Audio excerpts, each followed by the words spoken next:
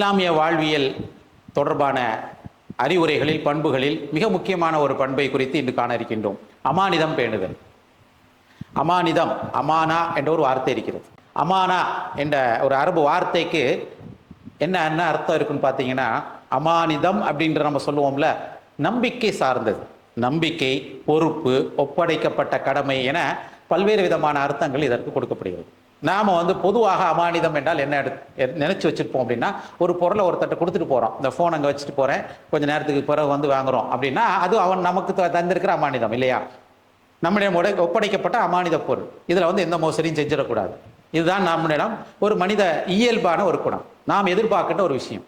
இஸ்லாம் அமானிதத்தை வேற ஒரு கான்டெக்ட்ல பார்க்குது, ஒரு பறந்து விரிந்த ஒரு கண்ணோட்டத்தில் பார்க்குது. இன்னும் சொல்லப்போனால் இந்த மாதிரியான கண்ணோட்டம் வேற எங்கேயுமே நீங்கள் பார்க்க முடியாது. இது ஒரு மிக முக்கியமான ஒரு வார்த்தையாக, மிக முக்கியமான ஒரு குணமாக பார்க்கின்றது. அமானிதத்தை இறைவன் வழங்கியதாக சொல்கின்றது. இதுதான் முதல் விஷயம். இது இறைவனுடன் தொடர்புடைய ஒரு விஷயம். நாம் மனிதனுடன் தொடர்புவாக மட்டும்தான் பார்க்கிறோம், அதுவும் பார்க்கணும். ஆனால் அடிப்படையாக திருக்குரானில் அமானிதம் என்பது பல்வேறு இடங்களில் பல்வேறு சூழலில் அருளப்பட்டிருக்கு. அதுல மிக முக்கியமானது, இறைவன் உங்களுக்கு அமானிதத்தை வழங்கினான் என்று சொல்கிறார். இன்ன அர்லனல் அமானத அல ஸமாவாதி வல் அர்ல் வல் ஜிபால் என்று அல்லாஹ் ரப்பல் ஆலமீன் சொல்கிறார். சூரா அஹ்ஸாப்ல 72வது வசனத்துல, இன்ன அர்லனல் அமானத, நாம் இந்த அர்லனல் அமானத அல ஸமாவாதி வல் அர்ல், வானத்திற்கும் பூமிக்கும், வல் ஜிபால் மலைகளுக்கும் நாம் அமானிதத்தை கொடுத்தோம். அவை என்ன பண்ணல? அதை ஏற்க மறுத்து விட்டது. ஆனால் மனிதன் ஏற்று விட்டான் என்று அல்லாஹ் ரப்பல் ஆலமீன் சொல்கிறார். அப்போ மனிதன் நாம் ஒரு அமானிதத்தை, இறைவன் தந்த அமானிதத்தை ஏற்றுக்கொண்டோம். அது என்ன? அது விளங்காம நாம் இந்த தலைப்புக்குள்ள முழுமையாக புரிந்து கொள்ள முடியாது. இறைவன் மனிதனுக்கு வழங்கிய அமானிதம் என்ன தெரியுமா? அப்போ பூமிக்கோ வானத்திற்கோ இந்த மலைகளுக்கோ இல்லாத ஒரு விஷயம் மனிதனுக்கு இருக்குன்னு அர்த்தம் இல்லையா? ஏன்னா அதை அவை ஏற்றுக்கொள்ளல. அது மனிதனை ஏற்றுக்கொண்ட அந்த அமானிதம் என்னவென்றால் ஃப்ரீ வில் என்று ஆங்கிலத்தில் சொல்வார்கள். சுய அதிகாரம், சுய சிந்தனை.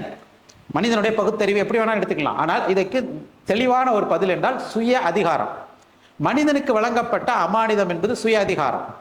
வானம் தானாக முடிவெடுக்க முடியாது, பூமி தானாக முடிவெடுக்க முடியாது இல்லையா? மலைகளும் தானாக முடிவெடுக்க முடியாது.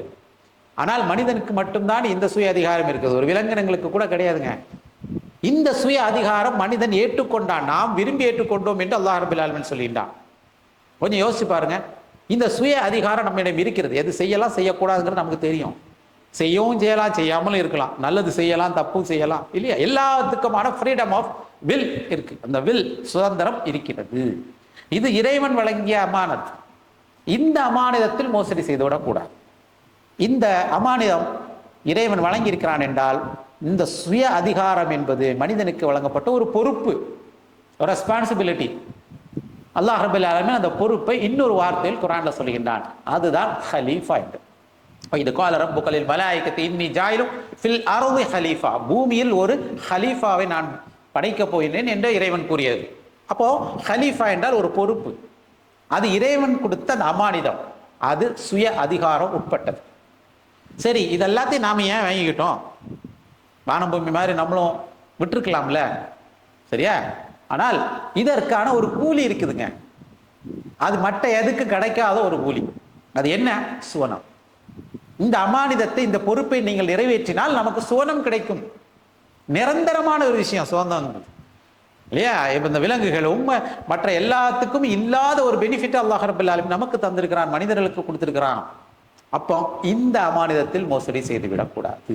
முதல் விஷயம், இந்த பொறுப்பை நாம் நிறைவேற்ற வேண்டும். ஆனால் மனிதர்கள் பெரும்பாலானோர் இதை நிறைவேற்ற மாட்டார்கள் என்று அல்லாஹ் அந்த வசனத்தை முடிக்கின்றான். இன்னஹு கான ஸலூமன் ஜஹூலா, மனிதன் அறியாதவனா இருக்கின்றான், ஜஹூலா இருக்கின்றான், ஸலூமன் ஸுல்ம் செய்கின்றான், இதில் அநீதம் பண்ணுகிறான். கொஞ்சம் யோசிச்சு பாருங்க, உண்டா இல்லையா? உண்மையா இல்லையா? உண்மைதான். மனிதன் ஏன் இருக்கிறான்ங்கிறது தெரியாமலே வாழ்ந்துட்டு இருக்கான் பாருங்களா. இதுதான் இருக்கிறதுலே மிகப்பெரிய அநீதம். அப்போ நம்மகிட்ட ஒரு அமானிதம் பொறுப்பு இருக்கு பார்த்தீங்களா? அந்த பொறுப்பை நம்ம நிறைவேற்றாம இந்த விஷயத்துல என்ன பண்றோம்? அந்த பொறுப்பு இருக்குங்கிறதும் தெரியாது, ஜஹூலாவும் இருக்கிறோம். அல்லது என்ன பண்றோம்? அதை கரெக்டா நிறைவேற்ற மாட்டேங்கிறோம். அதுல என்ன பண்றோம்? அநீதம் இழைத்து விடுகின்றோம். அதனால இது முதல் விஷயம். குர்ஆன் அமானத்தை இந்த ஆஸ்பெக்ட்ல முதல்ல பார்க்குது. அடுத்துதான் மனிதர்களுக்கு இடையிலான அமானிதத்தை பற்றி பேசுகிறோம். குர்ஆன்ல மனிதர்களுக்கு இடையிலான அமானிதத்தை பற்றி நிறைய இடங்களில் சொல்லப்படுகிறது. அன்பானவர்களே, முதல் விஷயம், இறைவன் நமக்கு அமானிதத்தை வழங்கியிருக்கிறான், அந்த அமானிதத்தை பேண வேண்டும்.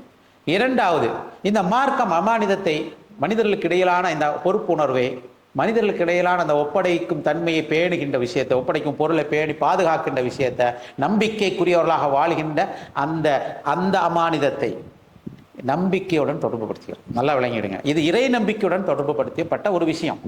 இறை நம்பிக்கையுடன் எதெல்லாம் தொடர்பு படுத்தப்படுகிறதோ அது அனைத்தும் மிக முக்கியமான ஒன்று, மறந்துடக்கூடாது. ஏன், அமானிதம் என்ற ஒரு வார்த்தை, அமானா என்ற அரபி வார்த்தையுடைய வேர் சொல்லும் ஈமான் என்ற ஒரு வார்த்தையினுடைய வேர் சொல்லும் ஒன்றுதான். ஈமான் என்பது நம்பிக்கை என்று நாம் ஒரு வார்த்தையில சொல்லிட்டு பறந்துடுறோம். ஆனால் ஈமான் என்பது நம்பிக்கை என்ற ஒரு வார்த்தையோடு முடிகின்ற ஒரு விஷயம் அல்ல, அது அமானிதத்தின் தொடர்புடைய விஷயமாகும். மறந்துடக்கூடாது, இந்த ரெண்டுக்கும் ஒரே வேர் சொல் இருக்கிறது என்பதை நினைவுபடுத்திக் கொள்ளுங்கள். நபிகள் நாயகம் ஸல்லல்லாஹு அலைஹி வஸல்லம் அவர்கள் சொன்னார்கள், முஸ்னத் அஹ்மதில் பதிவு செய்யப்பட்ட ஹதீஸ், லா ஈமான லிமன் அமானத லஹு, யாரிடம் அமானிதம் பேணுகின்ற தன்மை இல்லையோ அவனிடம் ஈமான் இல்லை என்று சொன்னார்கள். கொஞ்சம் யோசிச்சு பாருங்க, இதுதான் ரெண்டும் ஒன்றுன்னு அர்த்தம். யார்கிட்ட அமானிதத்தை பேணுகின்ற தன்மை இல்லையோ அவரிடம் ஈமான் இல்லை, நேரடியாக உடைத்து விட்ட விஷயம். வல தீன லிமன் ல அஹத லஹு என்று சொன்னார்கள். அடுத்தது, யார் உடன்படிக்கையை பேணவில்லையோ அவரிடம் தீன் இல்லை, மார்க்கம் இல்லை என்று சொன்னார்கள். அப்போ இறை நம்பிக்கையும் அமானிதமும் ஒன்றுதான். ஒன்று இல்லைன்னா ஒன்று இருந்தால் இன்னொன்று இருக்கும், இன்னும் ஒன்று இல்லைன்னா இன்னொன்று இல்லை. கது அஃப்லஹல் மூமினூன் என்று திருக்குர்ஆன்ல 23வது அத்தியாயம் சூரா மூமினூன்ல அல்லாஹ் ரப்பல் ஆலமீன் பட்டியலிடுகின்றான். கது அஃப்லஹல் மூமினூன், மூமின்கள் இறை நம்பிக்கையால் வெற்றி பெற்று விட்டார்கள், அவருடைய குணங்கள் என்ன என்று சொல்லும் பொழுது அல்லாஹ் ரப்பல் ஆலமீன் வரிசையா சொல்லுகின்றான். அதில் ஒரு வார்த்தை, வல்லதீனஹும் லி அமானாத்திஹிம் வஅதீஹும் ராஊன், அவர்கள் தங்களிடம் ஒப்படைக்கப்பட்ட அமானிதங்களையும் தாங்கள் கொடுத்த வாக்குறுதிகளையும் பேணிக் கொள்வார்கள். அமானிதம், வாக்குறுதி பேணுதல், ஈமான், மூன்றும் ஒண்ணுக்கு ஒன்று பிணைந்தது. ஏன்னா ஒருத்தர் பொருளை கொடுத்துருக்கிறாரு அப்படின்னா அது அமானிதம் இல்லையா? அவர் என்ன சொல்றாரு, நான் இந்த பொருளை உங்களுக்கு வச்சுட்டு நான் போயிட்டு வாரேன்னு சொல்றாரு. அப்போ அவர் ஒரு வாக்குறுதியும் கொடுத்துட்டு போறாரு, நான் பேணுவேன்கிற வாக்குறுதியை நான் பாதுகாப்பாக வச்சுப்பேன், நீங்க போயிட்டு வாங்கன்னு சொல்லும் பொழுது அது போனா இருக்கலாம், உங்களிடம் ஒப்படைக்கப்பட்ட நகையா இருக்கலாம், உங்களிடம் ஒப்படைக்கப்பட்ட பொருளாக இருக்கலாம், உங்களிடம் ஒப்படைக்கப்பட்ட குழந்தையாக இருக்கலாம், உங்களிடம் ஒப்படைக்கப்பட்ட உறவுகளாக இருக்கலாம், சொத்தாக இருக்கலாம், செல்வமாக இருக்கலாம், வார்த்தையாகவும் இருக்கலாம். ஒருத்தர் சொல்றாரு, இந்த விஷயத்த உங்கள்கிட்ட சொல்றேன், யார்கிட்டையும் சொல்லிடாதீங்க. அப்போ ரகசியம் என்பது அமானிதம், சொல்லுவோமா இல்லையா? அப்போ எதெல்லாம் அமானிதம் என்பதை நாம மார்க்கம் தெளிவுபடுத்துகிறது. இதுல எல்லாத்துலயுமே நாம என்ன பண்ணிடணும், இறை நம்பிக்கையுடன் தொடர்புடைய விஷயம் என்கிறதை அடிக்கடி ஞாபகப்படுத்திக்கிட்டே வரணும். இஸ்லாம் என்பது தனிநபர் சார்ந்தது முதல் சமூகம், அரசியல் இல்லையா, பொருளாதாரம், எல்லாத்திலையும் அமானிதம் இருக்குங்க. எல்லாத்திலையும் ஒரு பொறுப்புணர்வு இருக்கு, அதை மீறிடக்கூடாது. ஒரு குடும்ப தலைவராக, ஒரு சமூக தலைவராக, ஒரு மனிதன, ஒரு முதலாளியாக, ஒரு தொழிலாளியாக, எல்லா அதிகாரியாக, எல்லா பெர்ஸ்பெக்டிலும் எல்லா விஷயங்களிலுமே என்னது, ஒரு அமானிதத்தை நாம் பேண வேண்டும். அடுத்ததாக மூன்றாவதாக இந்த மார்க்கம் அமானிதத்தை மிக முக்கியமான இன்னொரு விஷயத்துடன் சேர்க்கிறது. அது என்ன அப்படின்னா நீதம், ஹுக்கும், நீதியுடன் அமானிதத்தை சேர்த்து அல்லாஹ் ரப்பல் ஆலமீன் சொல்லுகின்றான். அதுவுமே கொஞ்சம் ஆச்சரியமாக இருக்கும். நீதத்துக்கும் அமானிதத்துக்கும் என்ன தொடர்பு? அல்லாஹ் ரப்பல் ஆலமீன் சொல்லுகின்றான், மிக பிரபல்யமான இந்த வசனத்தை நீங்கள் மறந்துவிடக்கூடாது. சூரா நிசா. சூரா நிசா என்பது எங்கெங்கெல்லாம் நீதி மறுக்கப்படுகிறதோ, எங்கெங்கெல்லாம் பலவீனமான மக்கள் இருக்கின்றார்களோ, சமூகம் இருக்கின்ற அவர்களுக்கான உரிமைகளை பற்றி பேசுகின்ற ஒரு அத்தியாயம். அதுல ஒரு வசனத்தை அல்லாஹ் ரப்பல் ஆலமீன் சொல்லுகின்றான். சூரா நிசா 4வது சூராவினுடைய 59வது வசனத்தில் அல்லாஹ் ரப்பல் ஆலமீன் சொல்லுகின்றான், இன்னல்லாஹ யஅமுருக்கும் அன் துவத்துல் அமானாத்தி இலா அஹ்லிஹா, உங்களுடைய அமானிதங்களை, ஒப்படைக்கப்பட்ட அமானிதங்களை அவர்களுக்கு உரியவர்களிடம் நீங்கள் ஒப்படைத்து விடுங்கள். இதை கொண்டு நான் உங்களுக்கு ஏவுகிறேன். அல்லாஹ் ஏவுகிறான். எப்படி? இன்னல்லாஹ யஅமுருக்கும், அல்லாஹ் உங்கள் மீது ஏவுகிறான். என்ன? அன் துவத்துல் அமானாத்தி இலா அஹ்லிஹி, இலா அஹ்லிஹானா அந்த குடும்பம், அதை சொந்தமானவர்கள், அதற்கான உரிமையாளர்கள்ட்ட நீங்கள் உங்கள் பொருளை ஒப்படைத்து விடுங்கள். சொல்லிவிட்டு அல்லாஹ் ரப்பல் ஆலமீன் சொல்லுகிறார், வைதா ஹகம்தும் பைனன் நாஸி அன் தஹக்கும், வைதா ஹகம்தும், அதே மாதிரி நீங்கள் நீதம் செலுத்துவதாக இருந்தால், நீங்கள் ஜட்ஜ் பண்றதாக இருந்தால், நீதம் செலுத்துவது, மக்களிடையே நீதம், பைனன் நாஸி மனிதர்களிடையே நீதம் செலுத்துவதாக இருந்தால், அன் தஹக்குமு, எப்படி பண்ணணும்? பில் அதில், நீதத்துடன் நடந்து கொள்ளுங்கள். ஒரு விஷயத்துல நீங்கள் 2 பேருக்கு இடையிலான பிரச்சனைகள்ல நீங்க நீதமாக நடந்து கொள்ளுங்கள். இது அமானிதம். இது அமானிதத்துடன் தொடர்புடைய விஷயம் என்பதை மறந்துவிடக்கூடாது. அதனால இந்த அமானிதம் என்பது மனிதர்களிடம் பேணப்பட வேண்டிய ஒன்று. முதல்ல சொன்னது இறைவன் தந்த அமானிதத்தை நாம் பொறுப்பை நிறைவேற்றுவது. இரண்டாவது மனிதர்களிடம் இந்த அமானிதத்தை பேணுவது. நம்பிக்கை சார்ந்த விஷயங்கள், ஈமானுடன் தொடர்புடைய விஷயங்கள் எப்பொழுதுமே அதற்கு எதிர்ப்பதத்தை பற்றி தெரிந்து கொள்ளணும். ஈமான் ஒன்று இருக்கு, அதுக்கு எதிராக ஒன்று இருக்கு. அது என்ன அப்படின்னா நயவஞ்சகம். நயவஞ்சகம் நிஃபாக் என்று சொல்லப்படுகின்ற நயவஞ்சகம். இந்த நயவஞ்சகத்தினுடைய அடையாளமாக நபி ஸல்லல்லாஹு அலைஹி வஸல்லம் என்ன சொன்னார்கள்? அவன் பேசினால் பொய்யே பேசுவான், அடுத்தது வாக்குறுதி கூட்டினால் மீறுவான், மூணாவது என்ன சொன்னாங்க? அமானிதத்தை கொடுத்தால் அமானிதத்தை விழுங்கி விடுவான். இந்த மூன்றும் நயவஞ்சகத்தின் குணம் இல்லையா? நான்காவதாக இன்னொரு குணத்தை சொன்னாங்களா? அவன் விவாதித்தால் அசிங்கமாக பேசுவான், விவாதம் செய்வான். இவன் தொழுது நோன்பு வைத்து தன்னை முஸ்லீம் என்று சொல்லிக் கொண்டாலும் சரியே என்று நபி ஸல்லல்லாஹு அலைஹி வஸல்லம் அவர்கள் சொன்ன இன்னொரு பதிவும் இருக்கிறது. அப்போ இந்த மூன்றையும் பாருங்க, மனிதர்கள் தொடர்பான விஷயங்கள் இல்லையா? பொய் பேசுறது யார்கிட்ட? மனிதர்கள்ட்ட. வாக்குறுதி கூட்டினா மீறதை யார்கிட்ட? மனிதர்கள்ட்ட. அமானிதத்தை முழுங்கிறது எங்க? மனிதர்கள் விஷயத்துல. இந்த மூன்றும் நயவஞ்சகத்தினுடைய குணம். அப்போ ஒரு நம்பிக்கையினுடைய குணம் ஈமானுடைய குணம் அமானிதம் என்றால் நயவஞ்சகம் அதற்கு நேர் ஆப்போசிட். அது இருந்துட்டு போட்ட அப்படின்னு சொல்லிட்டு போக முடியாது. ஏனென்றால் நயவஞ்சகன் முனாஃபிக் என்று சொல்லப்படுகின்ற நயவஞ்சகன் தங்கும் இடம் நரகத்தின் அடிப்பாதாளம். எனவே இதற்கு நாம என்ன பண்ணணும்?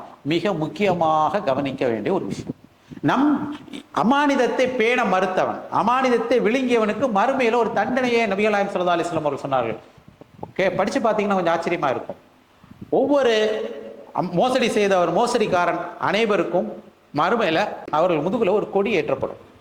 அவனுடைய மோசடிக்கு தக்கன அந்த கொடி உயரமாக இருக்கும், அடையாளப்படுத்தப்படும் என்று நபி ஸல்லல்லாஹு அலைஹி வஸல்லம் அவர்கள் சொன்னார்கள். ஆக அன்பானவர்களே, இங்க நாம அமானிதத்தை பேணுகின்ற ஒரு குணத்தை பத்தி நாம அதிகமாக அக்கறை எடுத்துக்கொள்ள வேண்டும், கவனம் செலுத்த வேண்டும். நபிகள் நாயகம் ஸல்லல்லாஹு அலைஹி வஸல்லம் அவர்களுக்கு இன்னொரு பேர் இருக்கு. அது என்ன? அல் அமீன் இல்லையா? அல் அமீன், நம்பிக்கைக்குரியவர். அல் அமீன் எப்ப சொன்னாங்க இல்லையா? எப்ப நபி ஸல்லல்லாஹு அலைஹி வஸல்லம் அவர்கள் நபி ஆகிறதுக்கு முன்னாடி அவர் அல் அமீன் தான். அந்த சஃபா மலைக்கு மேலே ஏறி நபி ஸல்லல்லாஹு அலைஹி வஸல்லம் அவர்கள் தன்னுடைய அபித்துவத்தை டிக்ளேர் பண்ணும் பொழுது கேட்ட வார்த்தையா தான். ஆனா என்ன பண்றாங்க? ஏற்றுக்கொள்ள மறுத்தாங்க, நம்பிக்கையை மறுத்தார்கள். ஆனால் அவரை அல் அமீன் என்று சொல்வதை யாரும் விட்டுவிடவில்லை. ஹிஜ்ரத் செய்யும் பொழுது நபி ஸல்லல்லாஹு அலைஹி வஸல்லம் தங்களிடம் கொடுக்கப்பட்ட அந்த அமானித பொருட்களை பாதுகாப்பதற்காக தன்னுடைய மருமகன் அலி ரலியல்லாஹு அன்ஹு அவர்களை நியமிச்சாங்க. எல்லாருக்கும் தெரியும்ல அந்த வரலாறு. அந்த அளவுக்கு நாம் அமானிதத்தை பேணுவதற்கு நபி ஸல்லல்லாஹு அலைஹி வஸல்லம் அவர்களோட அந்த வரலாற்றிலிருந்து படிப்பினைகளை பெறலாம். மிக ஆச்சரியமான ஒரு விஷயம் என்ன தெரியுமா? உடன்படிக்கையில மோசடி செய்யல, அது ஒரு அமானிதம் என்று சொன்னேன் இல்லையா? மார்க்கம் உடன்படிக்கை, ஹுதைபியா உடன்படிக்கை, பலவித விதமான பாதகமான சூழல்ல தான் அந்த உடன்படிக்கை நடைபெறுகிறது இல்லையா? மக்கத்து குறைஷிகளுக்கும் நபி ஸல்லல்லாஹு அலைஹி வஸல்லம் அவர்களுக்கு இடையில் நடந்த அந்த ஹுதைபியா உடன்படிக்கை ஹிஜ்ரி 6ல என்ன நடந்துச்சு? அங்கிருந்து யாராச்சும் ஹிஜ்ரத் பண்ணி முஸ்லீமா இங்க வந்தா திருப்பி அனுப்பிடணும். இங்கிருந்து அனுப்புனா அங்கிருந்து போனா அங்கிருந்து அனுப்ப மாட்டாங்க. எல்லாமே பாதிக்கு மேல பாதகம். ஆனால் நபி ஸல்லல்லாஹு அலைஹி வஸல்லம் அதை ஏற்றுக்கொண்டார்கள், அந்த உடன்படிக்கையை பேணினார்கள், அந்த அமானிதத்தை நிறைவேற்றினார்கள். அபூ ஜந்தல் ரலியல்லாஹு அன்ஹு ஒப்பந்தம் கையால் தானோன்னு ஓடி வராரு, தப்பிச்சு வராரு. நபி ஸல்லல்லாஹு அலைஹி வஸல்லம் திருப்பி அனுப்பிட்டாங்க. அதுல எந்த ஒரு ஸ்டெப்பு கூட என்ன பண்ணல, அந்த மீறவில்லை. அந்த தான் உடன்படிக்கையை பேணுதலும் அமானிதத்தை பேணுதலும் அர்த்தம்.